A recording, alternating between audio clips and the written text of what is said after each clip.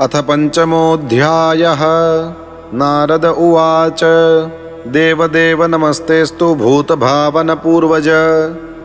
तद्विजानीहि यज्ञानमात्मतत्त्वनिदर्शनम् यद्रूपं यदधिष्ठानं यतः सृष्टमिदं प्रभो यत्संस्थं यत्परं यच्च तत्तत्त्वं वद तत्त्वतः। सर्वं ह्येतद्भवान् वेद भूतभव्यभवत्प्रभुः करामलकवद्विश्वं विज्ञानावसितं तव। यद्विज्ञानो यदाधारो यत्परस्त्वं यदात्मकः एकः सृजसि भूतानि भूतैरेवात्ममायया आत्मन् भावयसेतानि न पराभावयन् स्वयम् आत्मशक्तिमवष्टभ्य ऊर्णनाभिरिवाक्लमः नाहं वेद परं ह्यस्मिन्नापरं न समं विभो नामरूपगुणैर्भाव्यं सदसत्किञ्चिदन्यतः स भवानचरद्घोरं यत्तपः सुसमाहितः तेन खेदयसे नस्त्वं पराशङ्कां प्रयच्छसि एतन्मे पृच्छतः सर्वं सर्वज्ञ सकलेश्वर विजानीहि यथैवेदमहं बुद्ध्येनुशासितः। ब्रह्मोवाच सम्यक् कारुणिकस्येदं वत्सते विचिकित्सितं यदहं चोदितः सौम्य भगवद्वीर्यदर्शने नान्दृतं तव तच्चापि यथा मां प्रब्रवीषि भोः अविज्ञाय परं मत्त एतावत्त्वं यतो हि मे येन स्वरोचिषा विश्वं रोचितं रोचयाम्यहं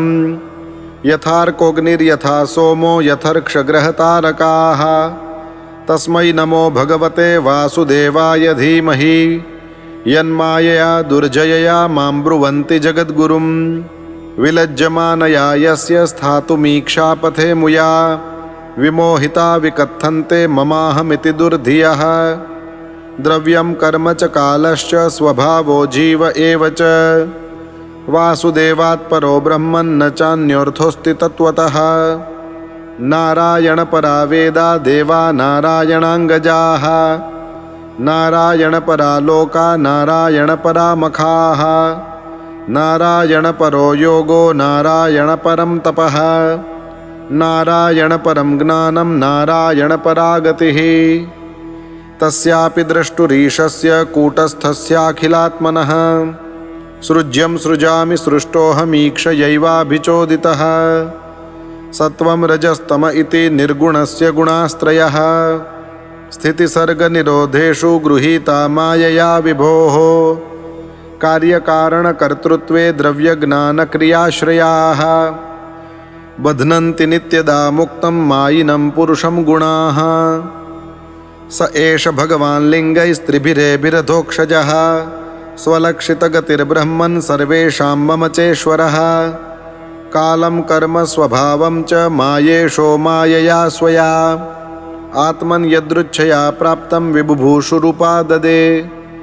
कालाद्गुणव्यतिकरः परिणामः स्वभावतः कर्मणो जन्म महतः पुरुषाधिष्ठितादभूत् महतस्तु विकुर्वाणाद्रजः सत्त्वोपबृंहितात् तमः प्रधानस्त्वभवद्द्रव्यज्ञानक्रियात्मकः सोऽहङ्कार इति प्रोक्तो विकुर्वन् समभूत्त्रिधा वैकारिकस्तैजसश्च तामसश्चेति यद्भिदा द्रव्यशक्तिः क्रियाशक्तिर्ज्ञानशक्तिरिति प्रभो तामसादपि भूतादेर्विकुर्वाणादभून्नभः तस्य मात्रा गुणः शब्दो लिङ्गं यद्द्रष्टृदृश्ययोः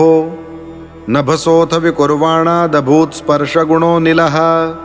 परान्वयाच्छब्दवांश्च प्राण ओजः सहो बलम् वायोरपि विकुर्वाणात् कालकर्मस्वभावतः उदपद्यत तेजो वै रूपवत्स्पर्शशब्दवत् तेजसस्तु विकुर्वाणादासीदम्भोरसात्मकं रूपवत्स्पर्शवच्चाम्भो घोषवच्च परान्वयात् विशेषस्तु विकुर्वाणादम्भसो गन्धवानभूत् परान्वयाद् रसस्पर्श शब्दरूपगुणान्वितः वैकारिकान् मनोजग्ने देवा वैकारिकादश दिग्वातार्कप्रचेतोष्वी वह्नीन्द्रोपेन्द्रमित्रकाः तैजसात्तु विकुर्वाणादिन्द्रियाणि दशाभवन् ज्ञानशक्तिः क्रियाशक्तिर्बुद्धिः प्राणश्च तैजसौ श्रोत्रं त्वघ्राणदृग्जिह्वा वाग्दुर्मेढ्राङ्घ्रिपायवः यदैते सङ्गता भावा भूतेन्द्रियमनोगुणाः यदा यतननिर्माणे नशे कुर्ब्रह्मवित्तम तदा संहत्य चान्योन्यं भगवच्छक्तिचोदिताः सदसत्त्वमुपादाय चोभयं ससृजुर्ह्यदः वर्षपूगसहस्रान्ते तदण्डमुदकेशयं कालकर्मस्वभावस्थो जीवो जीवमजीवयत् स एव पुरुषस्तस्मादण्डं निर्भिद्य निर्गतः सहस्रोर्वङ्घ्रिबाह्वक्षः सहस्राननशीर्षवान् यस्येहावयवैर्लोकान् कल्पयन्ति मनीषिणः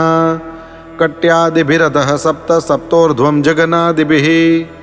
पुरुषस्य मुखं ब्रह्म क्षत्रमेतस्य बाहवः